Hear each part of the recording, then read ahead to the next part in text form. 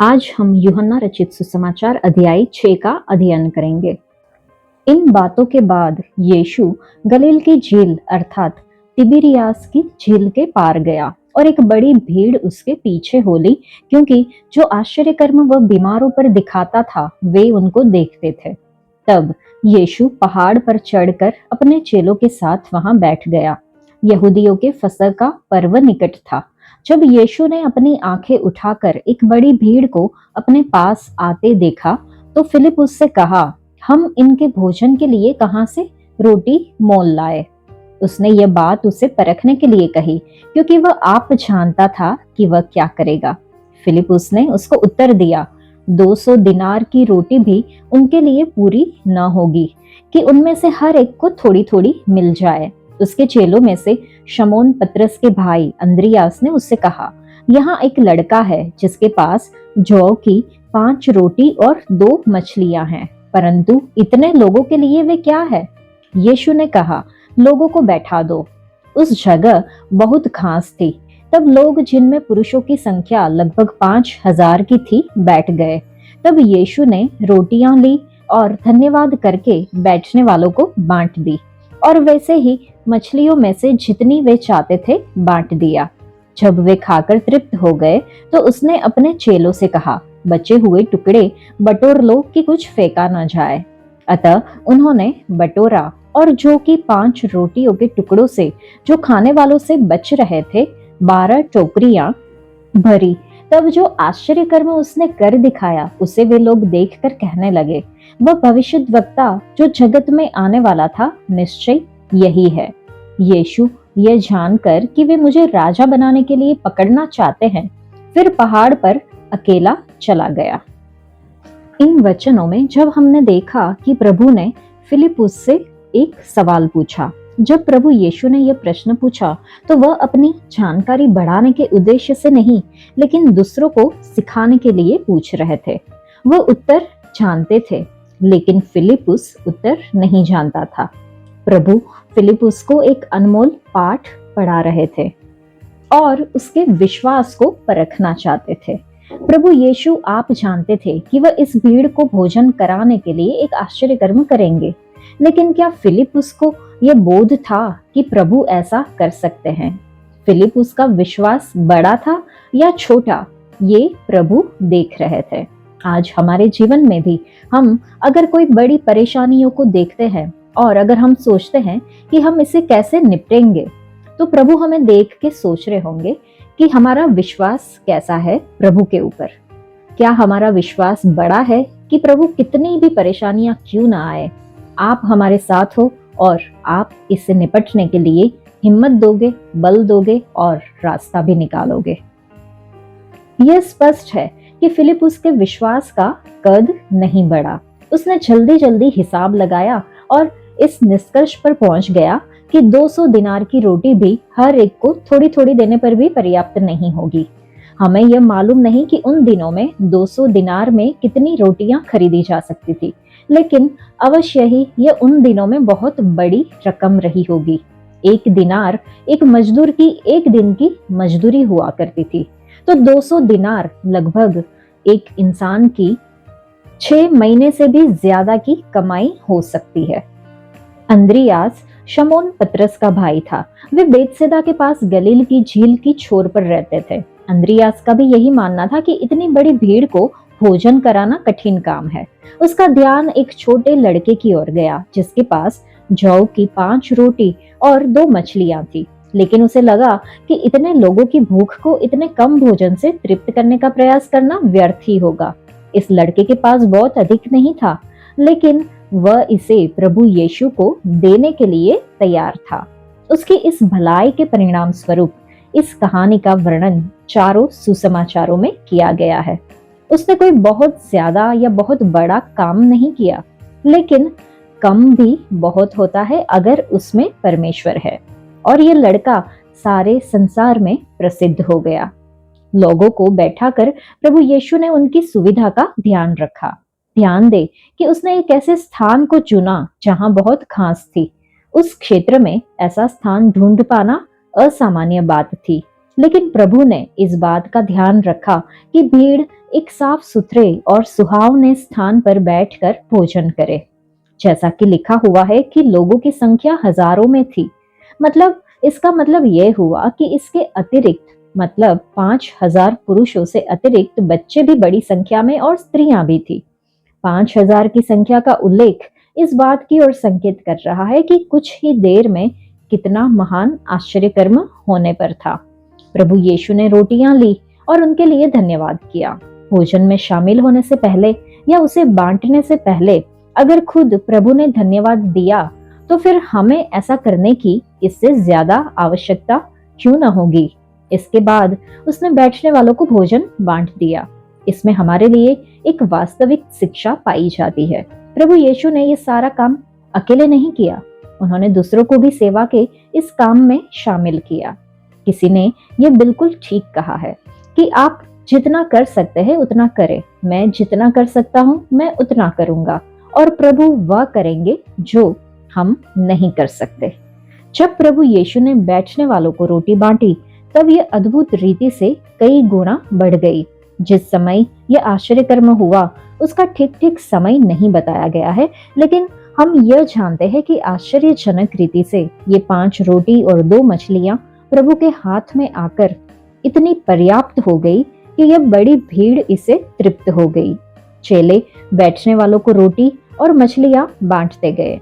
भोजन में किसी तरह की कोई कमी नहीं हुई, क्योंकि यहाँ पर स्पष्ट रूप से बताया गया है कि जितना वे चाहते थे उन्हें उतनी मछलियां दी गई। अगर प्रभु यीशु एक मनुष्य मात्र होते तो वह कभी भी बचे हुए टुकड़ों की परवाह नहीं करते। कोई भी मनुष्य जो 5,000 लोगों को भोजन करा सकता है, बचे हुए थोड़े से जूठन की ओर ध्यान नहीं देंगे।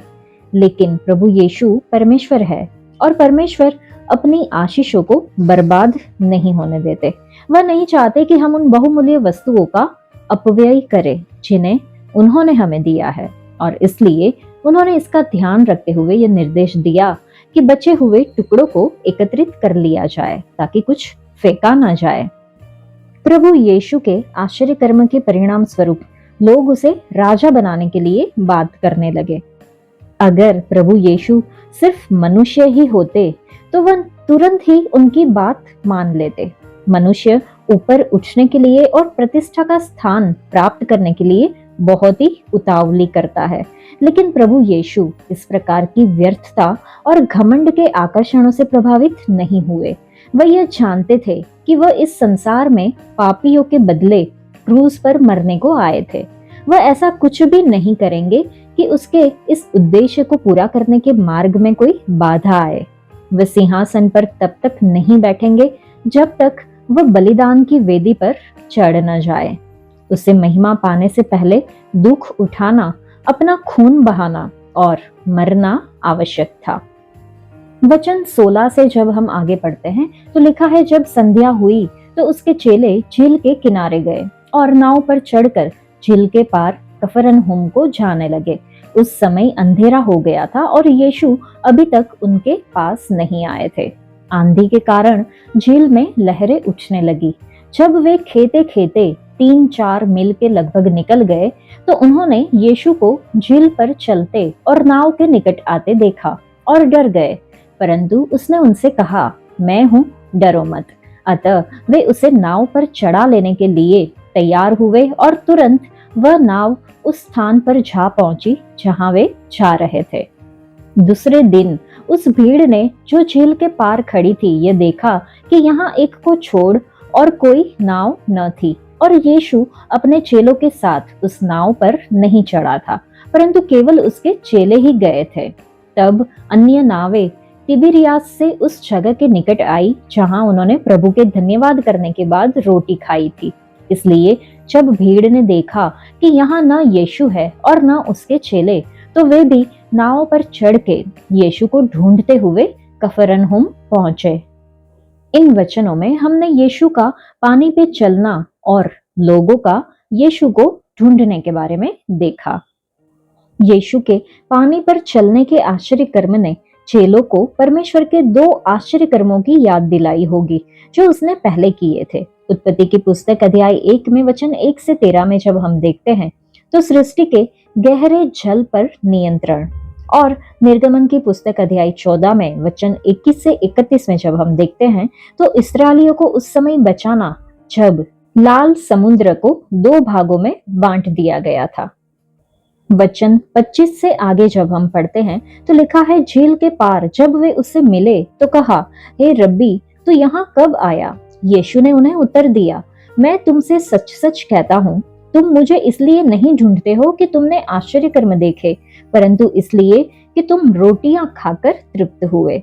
नाशवान भोजन के लिए परिश्रम न करो, परंतु उस भोजन के लिए जो अनंत जीवन तक ठहरता है, जिसे मनुष्य का पुत्र तुम्हें देगा, क्योंकि पिता अर्थात परमेश्वर ने उसी पर छाप लगाई है। उन्होंने उससे कहा, परमेश्वर के कार्य करने के लिए हम क्या करें?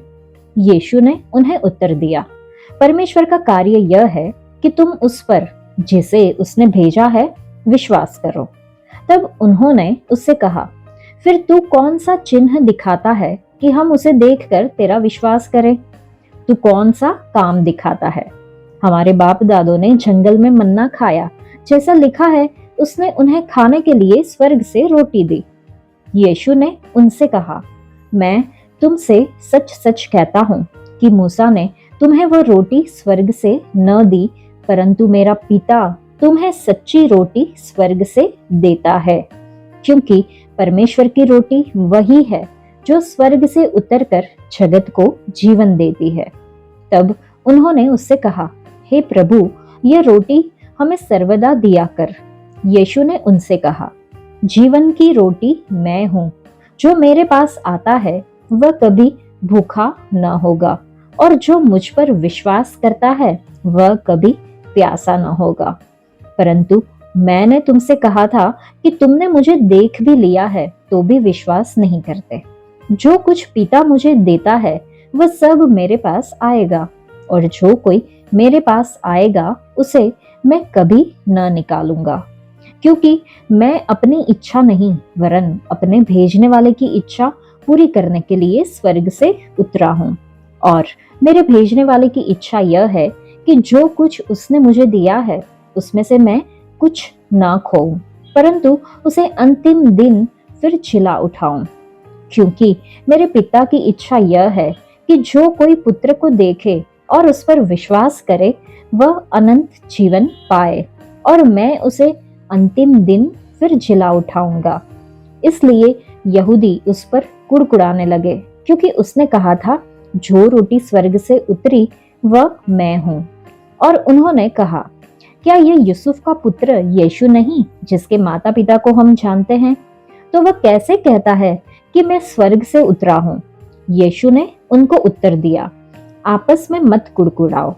कोई मेरे पास नहीं आ सकता जब तक पिता जिसने मुझे भेजा है उसे खींच न ले, और मैं उसे अंतिम दिन फिर जिला उठाऊंगा।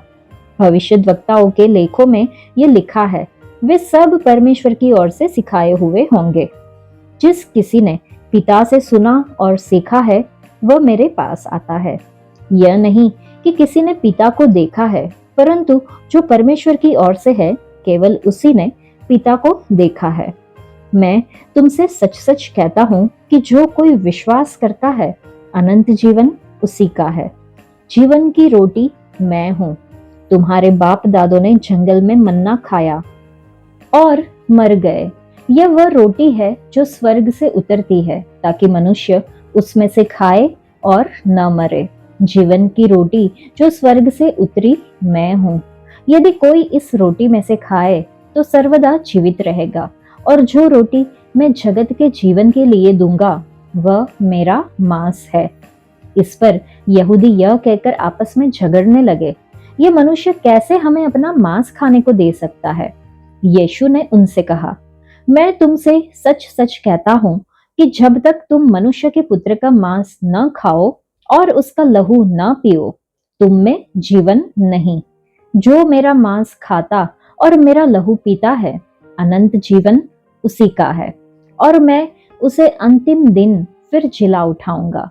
क्योंकि मेरा मांस वास्तव में खाने की वस्तु है और मेरा लहू वास्तव में पीने की वस्तु है। जो मेरा मांस खाता और मेरा लहू पीता है वह मुझ में स्थिर बना रहता है और मैं उसमें।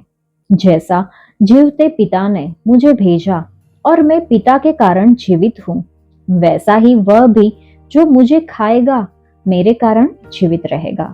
जो रोटी स्वर्ग से उतरी यही है, उस रोटी के समान नहीं जिसे बाप दादों ने खाया और मर गए।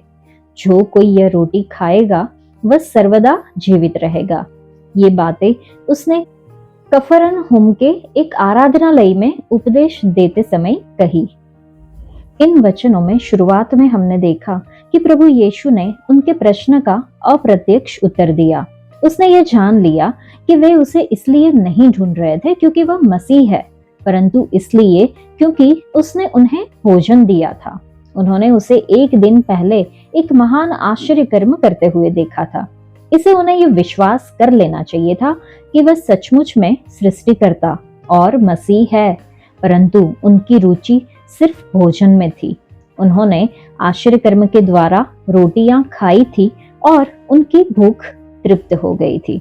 इसलिए प्रभु यीशु ने उन्हें पहले यह सुझाव दिया कि वे नाशमान भोजन के लिए परिश्रम न करें। प्रभु यीशु के कहने का अर्थ यह नहीं था कि वे अपनी दैनिक आवश्यकताओं को पूरी करने के लिए कार्य न करें, लेकिन उनके कहने का अर्थ यह अवश्य था कि यही उनके जीवन का सर्वोच्च उद्देश्य न बन जाए। अपनी शारीरिक भूख को तृप्त करना हमारे जीवन में सबसे महत्वपूर्ण बात नहीं है। मनुष्य सिर्फ शरीर से नहीं लेकिन आत्मा और प्राण से भी बना है। हमें उस भोजन के लिए परिश्रम करना है जो अनंत जीवन तक ठहरता है। मनुष्य को यह मानकर नहीं चलना है कि उसका शरीर ही सब कुछ है। उसे अपनी सारी शक्ति और सारे वरदान अपने शरीर को तृप्त करने में ही नहीं लगा देना है, क्योंकि कुछ ही समय बाद इसी शरीर को एक दिन कीड़े खाएंगे। बल्कि उसे यह सुनिश्चित करना चाहिए कि उसकी आत्मा दिन प्रतिदिन परमेश्वर के वचन से तृप्त होती जाती है।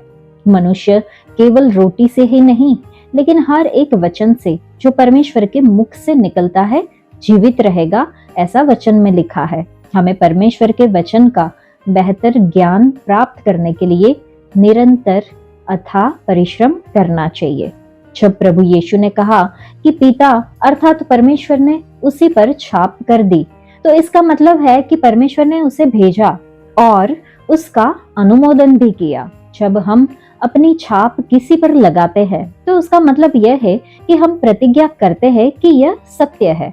परमेश्वर ने मनुष्य के पुत्र पर इस अर्थ से छाप लगाया कि उसने उसे एक ऐसे व्यक्ति के रूप में सत्यापित कर दिया जो सत्य बोलता है। अब लोगों ने प्रभु यीशु से पूछा कि परमेश्वर के कार्य करने के लिए वे क्या करें। मनुष्य हमेशा स्वर्ग जाने के लिए मार्ग ढूंढता है। वह सोचता है कि अवश्य ही ऐसा कोई काम है जिसे करने के द्वारा वह उद्धार पाने की योग्यता अर्जित कर सकता है। अगर वह किसी तरह से अपनी आत्मा के उद्धार के लिए कोई योगदान दे सकता तो उसे गर्व करने का अधिकार भी मिल जाता और इससे वह बहुत प्रसन्न होता है।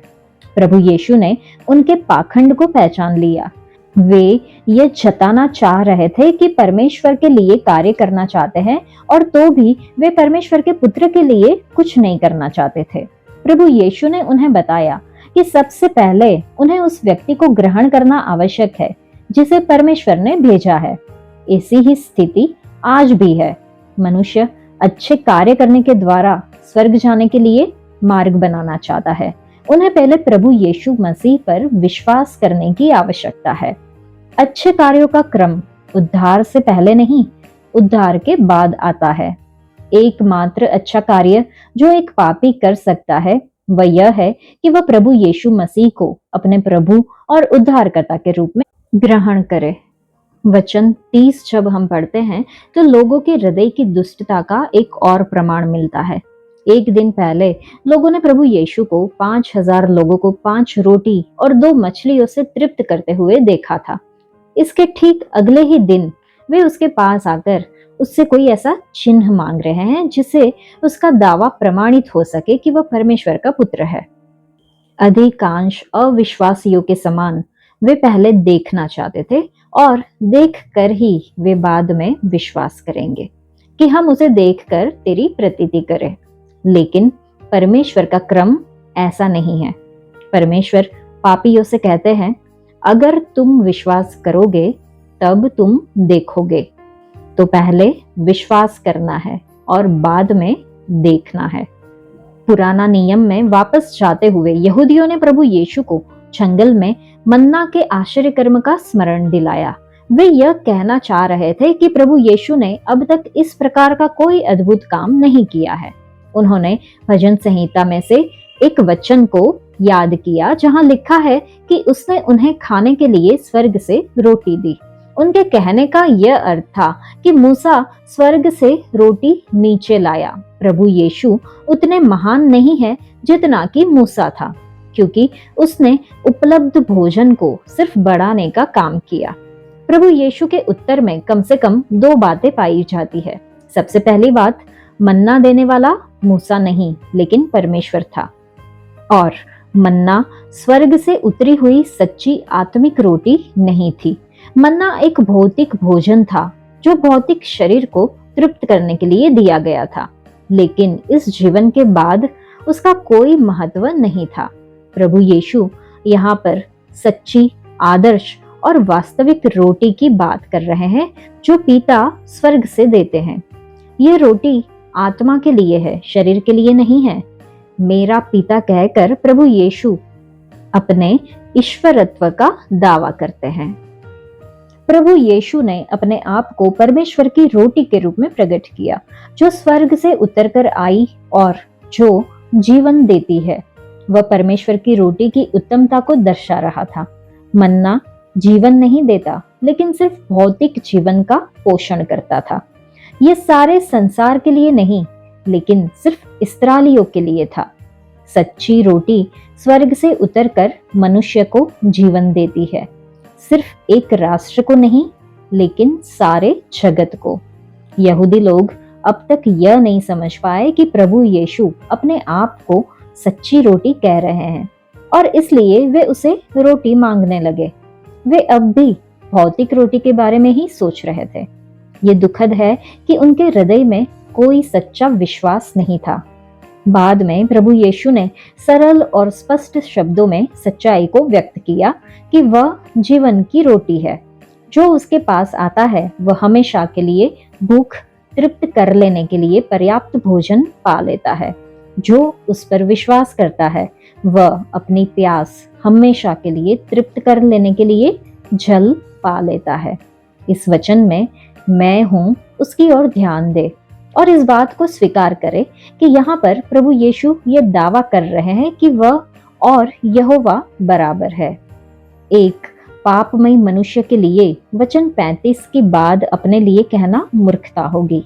कोई भी मनुष्य मात्र अपनी भूख या प्यास नहीं बुझा सकता और सारे संसार की आत्मिक भूख को तो तृप्त कर ही नहीं सकता। वचन 30 में अविश्वासी यहूदियों ने प्रभु यीशु से एक चिन्ह मांगा था ताकि वे विश्वास कर सके। यहाँ पर प्रभु यीशु ने कहा कि उसने उन्हें पहले ही बता दिया है कि उन्होंने उसे देख भी लिया है। ये सबसे बड़ा चिन्ह है, तो भी वे विश्वास नहीं करते। अगर परमेश्वर का पुत्र सिद्ध मानव बनकर उनके सामने खड़ा है और वे उसे नहीं पहचान रहे हैं, तो फिर इस बात पर संदेह है कि उसके द्वारा किया गया कोई भी आश्चर्य कर्म उन्हें विश्वास दिलाने के लिए पर्याप्त होगा। प्रभु यहूदियों के अविश्वास से हतोत्साहित नहीं हुए। वह जानते थे कि पिता की सारी योजनाएं और उद्देश्य पूर्ण होंगे, यहाँ तक कि अगर वे यहूदी जिनसे वह बात कर रहे हैं उसे ग्रहण नहीं करेंगे, तब भी वह जानते हैं कि वे सब लोग जो परमेश्वर के द्वारा चुने गए हैं उसके पास आएंगे। प्रभु यीशु ने यह कहकर कि मैं स्वर्ग से उतरा हूँ, स्पष्ट रूप से ये शिक्षा दी कि उन्होंने अपना जीवन बेतलहम की चरणी से आरंभ नहीं किया, लेकिन वह आदि से ही परमेश्वर के साथ अस्तित्व में रहे हैं। इस संसार में आकर वह परमेश्वर के आज्ञाकारी पुत्र बने रहे। उन्होंने अपनी इच्छा से दास का स्वरूप धारण किया ताकि अपने पिता की इच्छा को पूरी कर सके। इसका मतलब यह नहीं है कि उनकी खुद की कोई इच्छा नहीं थी, लेकिन यह कि उनकी और उनके पिता की इच्छा के बीच सिद्ध तालमेल सहमति थी। भेजने वाले की इच्छा यह थी कि हर एक जो मसीह को दे दिया गया है उद्धार पाएगा और धर्मियों के पुनरुत्थान तक सुरक्षित रखा जाएगा, जब वे जिलाए जाएंगे और स्वर्ग के घर में ले जाए जाएंगे। मसीहियों के लिए अंतिम दिन का मतलब वह दिन है जब प्रभु यीशु बादलों पर आएंगे, जब मृतक मसीह में पहले जिलाए जाएंगे, जब जीवित विश्वासी बदल जाएंगे और जब सब बादलों पर प्रभु यीशु से मिलने के लिए उठा लिए जाएंगे, ताकि हमेशा के लिए प्रभु के साथ रहें।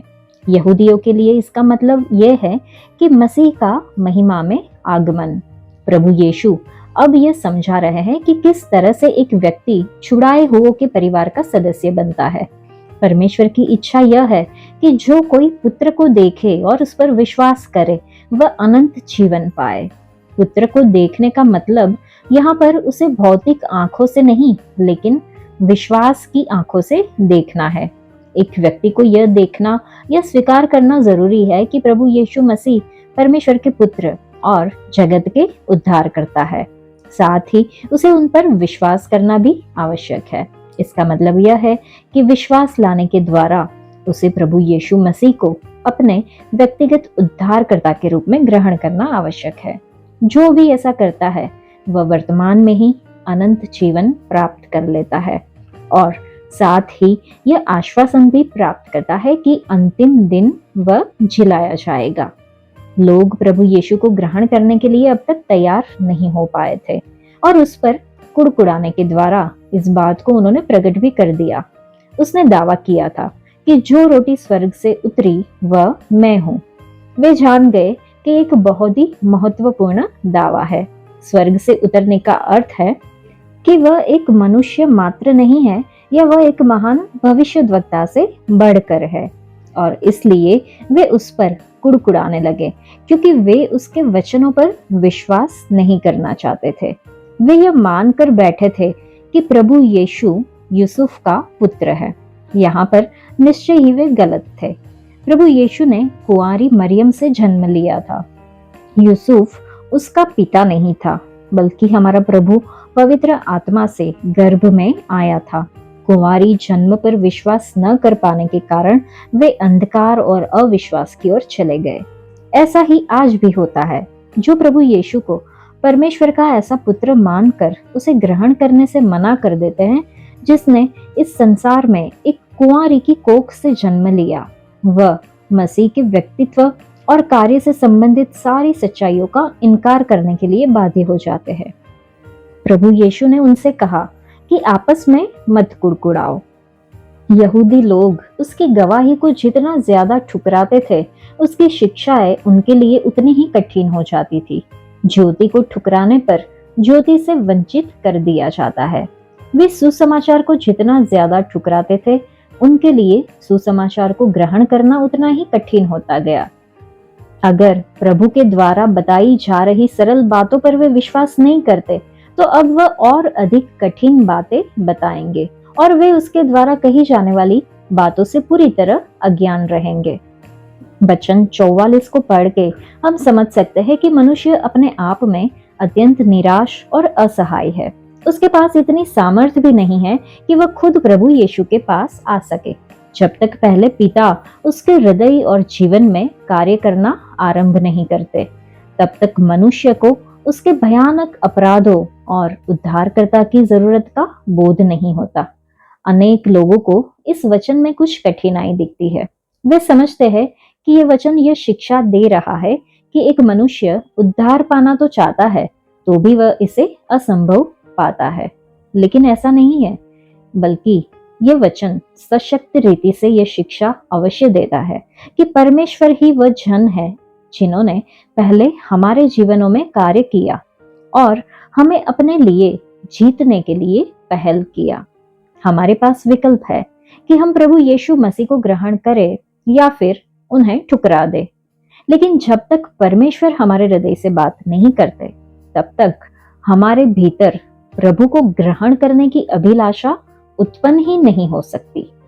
एक बार फिर से परमेश्वर ने यह प्रतिज्ञा दी कि वह अंतिम दिन में सब सच्चे विश्वासियों को जिला देंगे। जैसा कि हम पहले देख चुके हैं। यह पवित्र लोगों को लेने के लिए मसीह के आगमन के बारे में कहा गया है, जब मृतक जिलाए जाएंगे और जीवित लोग बदल जाएंगे। यह सिर्फ विश्वासियों का पुनरुत्थान है।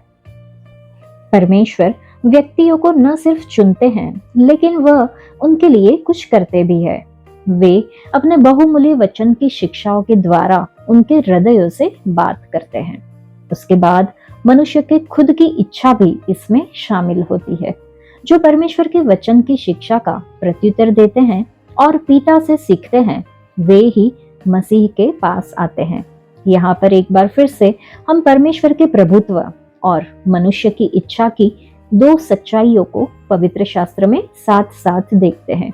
ये हमें बताते हैं कि उद्धार का एक ईश्वरीय पक्ष होता है और एक मानवीय पक्ष भी होता है। जब प्रभु यीशु ने कहा भविष्यद्वक्ताओं के लेखों में यह लिखा है, तो उनका आशय यहाँ पर भविष्यद्वक्ताओं की पुस्तकों से था। विशेषकर वह यशायाह की पुस्तक के बारे में कह रहे थे, लेकिन यहाँ पर जो विचार दिए गए हैं वे सारे भविष्यद्वक्ताओं की पुस्तकों में व्यक्त किए गए हैं। परमेश्वर के वचन और परमेश्वर के आत्मा की शिक्षा के द्वारा ही मनुष्य परमेश्वर के निकट आते हैं। वचन 47 परमेश्वर के संपूर्ण वचन में उद्धार के मार्ग के संबंध में सबसे छोटा और सबसे स्पष्ट वाक्यों में से एक है। प्रभु यीशु ने जिन शब्दों में यह बात कही है, उन शब्दों का शायद ही कोई अलग अर्थ निकाले कि जो कोई उस पर विश्वास करता है, अनंत जीवन उसी का है। ध्यान दे कि उसने इन महत्वपूर्ण शब्दों के पहले सच सच जोड़ने के द्वारा बल दिया था। यह नया नियम के अनेक वचनों में से एक है जो यह शिक्षा देता है कि उद्धार कार्यों से, व्यवस्था का पालन करने से, कलीसिया में सदस्य बन जाने से, सबसे बड़ी आज्ञा का पालन करने से नहीं मिलता, लेकिन सिर्फ प्रभु यीशु पर विश्वास करने से ही मिलता है। बाद में प्रभु यीशु कहते हैं कि वही वह जीवन की रोटी है जिसके बारे में वह कह रहे थे। जीवन की रोटी का अर्थ वह रोटी है जो उन्हें जीवन देती है, जो उसे खाते हैं। इससे पहले यहूदियों ने जंगल में मन्ना के विषय की ओर प्रभु का ध्यान खींचा था और उसे चुनौती दी थी कि वह ऐसे ही अद्भुत रीति से कुछ भोजन उपलब्ध करवाकर दिखाए। यहाँ पर प्रभु उन्हें याद दिलाते हैं कि उनके बाप दादों ने जंगल में मन्ना खाया और मर गए। दूसरे शब्दों में, मन्ना सिर्फ इस जीवन के लिए था। मन्ना में खाने वालों को अनंत जीवन देने की कोई सामर्थ्य नहीं थी। तुम्हारे बाप दादों शब्द का उपयोग करके प्रभु ने अपने आप को पतित मानवता से अलग कर दिया और अपने विशिष्ट ईश्वरत्व की ओर संकेत किया। मन्ना से भेद करते हुए प्रभु यीशु ने अपने आप को वह रोटी कहा जो स्वर्ग से उतरती है। अगर कोई इस रोटी में से खाए तो वह न मरे। इसका मतलब यह नहीं है कि वह शारीरिक रूप से नहीं मरेगा, लेकिन उसे स्वर्ग में अनंत जीवन प्राप्त होगा। चाहे वह शारीरिक रूप से मर भी जाए तो भी उसका शरीर अंतिम दिन में जिलाया जाएगा और वह अनंत काल तक प्रभु के साथ रहेगा। प्रभु ने बार बार यह दोहराया है कि मनुष्य उसमें से खाए। इसका मतलब क्या हो सकता है? क्या इसका मतलब यह है कि मनुष्य के लिए प्रभु यीशु को भौतिक अर्थों में शब्दशः खाना आवश्यक है? स्पष्टतः इस प्रकार का विचार असंभव और अस्वीकार्य है। लेकिन कुछ लोगों का मानना है कि हमें उसे सहभागिता की मेज में खाना जरूरी है। उनका मानना है कि किसी आश्चर्यजनक रीति से रोटी और दाखरस उसकी देह और उसके लहू में बदल जाते हैं और उद्धार पाने के लिए हमें उन चीजों को खाने में भागी होना आवश्यक है। परंतु प्रभु यीशु ने ऐसा नहीं कहा है। संदर्भ से यह स्पष्ट हो जाता है कि उसे खाने का अर्थ है उस पर विश्वास करना। जब हम प्रभु यीशु को अपना उद्धारकर्ता स्वीकार कर उस पर विश्वास लाते हैं तो हम उसे विश्वास के द्वारा अपना लेते हैं। हम उसके व्यक्तित्व और उसके कार्यों की आशीषों के भागी होते हैं। प्रभु यीशु जीवन की रोटी है। वह न सिर्फ अपने आप में जीवन रखते हैं, लेकिन वह जीवन देते भी है। जो इस रोटी में से खाता है वह सर्वदा जीवित रहेगा, ऐसा लिखा है। प्रभु यीशु दोषी पापियों को अनंत जीवन कैसे प्रदान कर सकता है? तो वचन में लिखा है कि जो रोटी मैं जगत के जीवन के लिए दूंगा वह मेरा मांस है। यहाँ पर प्रभु यीशु क्रूस पर अपनी मृत्यु की ओर संकेत कर रहे हैं। वह अपना जीवन पापियों की छुड़ौती के रूप में देने वाले थे। पापों के बलिदान के रूप में उनका शरीर तोड़ा जाना था और उनका लहू बहाया जाना था। वह पापियों के बदले मरने वाले थे। वह उस दंड को चुकाने वाले थे जिसे हमारे पापों के कारण हमें दिया जाना आवश्यक था। वह ऐसा क्यों कर रहे थे? उन्होंने ऐसा जगत के जीवन के लिए किया। वह न सिर्फ यहूदी जाति के लिए मरने वाले थे, न ही वह सिर्फ चुने हुओं के लिए मरने वाले थे। इसका मतलब यह नहीं है कि सारा संसार उद्धार पा लेगा, लेकिन इसका मतलब यह है कि प्रभु यीशु द्वारा क्रूस पर किए गए कार्य का मूल्य सारे संसार का उद्धार करने के लिए पर्याप्त था, अगर लोग प्रभु यीशु के पास आते। इस अध्याय में हम प्रभु को रोटी का रूपक लेते हुए बार बार उपदेश देते हुए देखते हैं। जिस तरह शारीरिक जीवन के लिए रोटी जरूरी है, उसी तरह प्रभु यीशु भी आत्मिक और अनंत जीवन के लिए जरूरी है। जिस तरह खाना पीना पृथ्वी पर किसी के शारीरिक जीवन का हिस्सा है, उसी तरह जीवन भर के लिए मसीह को स्वीकारना किसी के भी आत्मिक कल्याण के लिए महत्वपूर्ण है। क्रूस पर उनका कार्य, जहां पर उन्होंने परमेश्वर पिता को प्रसन्न करने के लिए बलिदान के रूप में अपना जीवन दिया और हमारे पापों का प्रायश्चित किया है। प्रभु यीशु मनुष्य को खोई हुई मानवता के लिए उनके प्रेम के अंतिम कार्य के प्रकाश में उनके साथ एक नजदीकी संबंध में प्रवेश करने की चुनौती देते हैं। प्रभु यीशु मसीह हमारे लिए पवित्र शास्त्र में एक दूर का व्यक्ति बने रहेंगे जब तक वह हमारे मन और दिमाग में प्रवेश नहीं कर लेते और हम उनके जीवन से शक्ति और जीवन शक्ति प्राप्त करना शुरू कर देते हैं, ताकि हम उनके द्वारा पोषण पाकर पोषित हो सके। प्रेरित यूहन्ना अपने सुसमाचार में ऊपरी कमरे में अंतिम भोज का कोई विवरण नहीं देता है, लेकिन अपने सुसमाचार में वह पवित्र भोज की इस शिक्षा को देता है जब प्रभु यीशु ने 5000 लोगों को खिलाने के आश्चर्य कर्म के बाद कफरनहूम के आराधनालय में उपदेश दिया, जो बेतसेदा के पास एक पहाड़ी पर घटित हुआ था। यूहन्ना यहाँ यह बताता है कि प्रत्येक मसीही के लिए प्रत्येक भोजन एक धर्म विधि बन जाता है जब हम इसमें रोटी पाते हैं, जो गुरु की मानवता और उनके अनुकरणीय जीवन के बारे में और दाखरस उनके लहू और बलिदान के बारे में बताती है। यूहन्ना धर्म विधि का मूल्य घटाता नहीं, लेकिन इसका मूल्य बढ़ाता रहता है, ताकि हम मसीह को न केवल कलीसियाई पवित्र भोज में, लेकिन मसीह से पूर्ण इस संसार में भी पा सके, जहाँ लोग खुशी और कृतज्ञता के साथ भोजन साझा करते हैं। यीशु खुद को जीवन की रोटी बताते हैं, जो हमारी आत्माओं के पोषक के रूप में उनकी भूमिका पर जोर देता है। यीशु के पास आने से हमारी सबसे गहरी आध्यात्मिक भूख शांत होती है। यीशु में विश्वास करने से जीवन में अर्थ और उद्देश्य की प्यास बुझ जाती है। रोटी उस जीवन का प्रतीक है जो शारीरिक जरूरतों से परे, शाश्वत और संतुष्टिदायक है।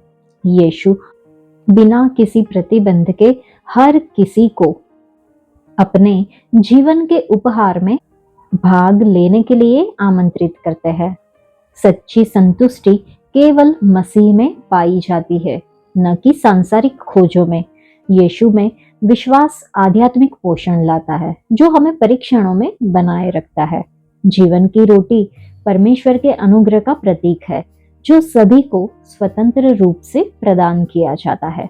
विश्वासियों को आध्यात्मिक सामर्थ्य के लिए प्रतिदिन मसीह पर निर्भर रहने के लिए बुलाया जाता है। यीशु को स्वीकार करने से एक ऐसा जीवन मिलता है जो प्रचुर और शाश्वत दोनों है। मसीह का वादा हमें उसके निरंतर प्रावधान और उपस्थिति का आश्वासन देता है। यीशु की ये घोषणा हमें हमारी आध्यात्मिक भलाई के लिए पूरी तरह से उस पर भरोसा करने के लिए आमंत्रित करती है। यीशु जीवन की रोटी के रूप में हमारी आत्माओं को पनपने के लिए आवश्यक पोषण प्रदान करते हैं। चलिए हम विश्वास के साथ उनके पास जाएं, अपनी भूख को संतुष्ट करने और अनंत काल तक हमारी प्यास बुझाने के उनके दावे पर भरोसा करें। वचन 60 से जब हम आगे पढ़ते हैं तो लिखा है, उसके चेलों में से बहुतों ने यह सुनकर कहा, यह कठोर बात है, इसे कौन सुन सकता है। यीशु ने अपने मन में यह जानकर कि मेरे चेले आपस में इस बात पर कुड़कुड़ाते हैं, उनसे पूछा, क्या इस बात से तुम्हें ठोकर लगती है? यदि तुम मनुष्य के पुत्र को जहां वह पहले था वहां ऊपर जाते देखोगे तो क्या होगा? आत्मा तो जीवनदायक है, शरीर से कुछ लाभ नहीं। जो बातें मैंने तुमसे कही है वे आत्मा है और जीवन भी है, परंतु तुम में से कुछ ऐसे हैं जो विश्वास नहीं करते। क्योंकि यीशु पहले ही से जानता था कि जो विश्वास नहीं करते वे कौन है और कौन मुझे पकड़वाएगा। और उसने कहा, इसलिए मैंने तुमसे कहा था कि जब तक किसी को पिता की ओर से यह वरदान न दिया जाए तब तक वह मेरे पास नहीं आ सकता। इस पर उसके चेलों में से बहुत से उल्टे फिर गए और उसके बाद उसके साथ न चले। तब यीशु ने उन 12 से कहा, क्या तुम भी चले जाना चाहते हो? शमौन पतरस ने उसको उत्तर दिया, हे प्रभु, हम किसके पास जाएं? अनंत जीवन की बातें तो तेरे ही पास है और हमने विश्वास किया और जान गए हैं कि परमेश्वर का पवित्र जन तू ही है। यीशु ने उन्हें उत्तर दिया, क्या मैंने तुम 12 को नहीं चुना? तो भी तुम में से एक व्यक्ति शैतान है। ये उसने शमौन इस्करियोती के पुत्र यहूदा के विषय में कहा था, क्योंकि वही जो 12 में से एक था उसे पकड़वाने को था। इन वचनों में हमने देखा कि लिखा है कि उनके चेलों में से कुछ लोग उल्टे फिर गए और उसके बाद उसके साथ न चले। तब यीशु ने उन 12 से कहा कि क्या तुम भी चले जाना चाहते हो? यीशु ने घोषणा की, पहले हमने वचन 54 में देखा था कि जो मेरा मांस खाता और मेरा लहू पीता है, अनंत जीवन उसका है और मैं उसे अंतिम दिन जिलाऊंगा। जब उन्होंने ये सुना तो उसके बहुत से शिष्यों को भी इसे स्वीकार करना कठिन लगा। कोई भी शिष्य पूरी तरह से नहीं समझ पाया कि रोटी, मांस और लहू के बारे में यीशु की प्रतीकात्मक शिक्षा का वास्तव में क्या मतलब था। वे इसे पूरी तरह से केवल मसीह के पुनरुत्थान के बाद ही समझ पाए। यीशु के कथन का अर्थ था उसमें पूर्ण विश्वास और उसके साथ घनिष्ठ संबंध। इसके बाद उसके बहुत से शिष्यों ने उसे छोड़ दिया और उसका अनुसरण करना बंद कर दिया। यीशु और उसकी सेवकाई को पूरी तरह से अस्वीकार करके उन्होंने अपने सच्चे विश्वास की कमी को प्रदर्शित किया।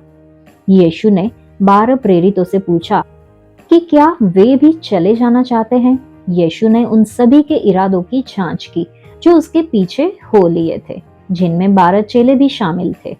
12 का प्रतिनिधित्व करते हुए शमौन पतरस ने विश्वास की कुछ प्रेरक स्वीकारोक्ति की कि हे प्रभु, हम किसके पास जाएं? अनंत जीवन की बातें तो तेरे ही पास है। पतरस ने उन लोगों की भौतिक और सांसारिक इच्छाओं से ज्यादा आत्मिक चीजों के मूल्य को पहचाना जो चले गए थे। पतरस सही था, क्योंकि जो व्यक्ति पाप के कारण परमेश्वर से दूर हो जाता है उसके पास मुड़ने के लिए कोई और जगह नहीं होती और न ही कोई और चीज होती है जो उसकी आत्मा को संतुष्ट कर सके। अगर प्रभु यीशु मसीह हमारे अच्छे चरवाहे हैं तो हम हमेशा उनकी आवाज सुनेंगे और उनका अनुसरण करेंगे। जब हम जीवन में कठिनाइयों का सामना करते हैं, जब ऐसी घटनाएं घटती है जिन्हें हम संभवतः समझ नहीं पाते, या जब परमेश्वर का वचन हमारी पूर्व धारणाओं से असहमत प्रतीत होता है, तो हमें कठिनाई होती है।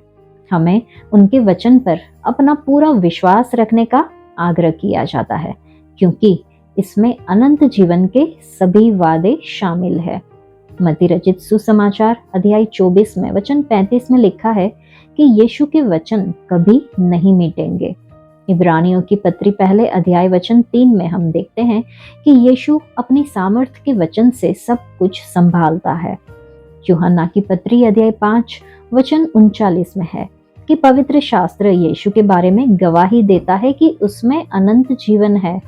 यूहन्ना की पत्री अध्याय 8 वचन 51 में है कि यीशु के वचन को मानना अनंत जीवन सुनिश्चित करता है। जब हमें यकीन हो जाता है कि परमेश्वर हमसे प्रेम करते हैं और जो कुछ भी वह हमें करने की आज्ञा देते हैं वह केवल हमारे भले के लिए है, तो हम बिना किसी शर्त के उनकी आज्ञा मान सकते हैं। हमारे जीवन में जो कुछ भी हम सामना करते हैं, हम घोषणा कर सकते हैं कि चाहे वह मुझे मार डाले फिर भी मैं उस पर भरोसा रखूंगा, जैसे अय्यूब ने कहा था। हम अय्यूब की पत्री अध्याय 13 में वचन 15 में देख सकते हैं। तो हमें पूछने के लिए कुछ सवाल है खुद को कि क्या हम अनंत जीवन प्राप्त करने के लिए यीशु के वचन को मानने का प्रयास करते हैं, और दूसरी बात कि क्या हम हमेशा यीशु की आवाज सुनते हैं और उनके पीछे हो लेते हैं। आज के लिए इतना ही। परमेश्वर आप सबको आशीष दे। धन्यवाद।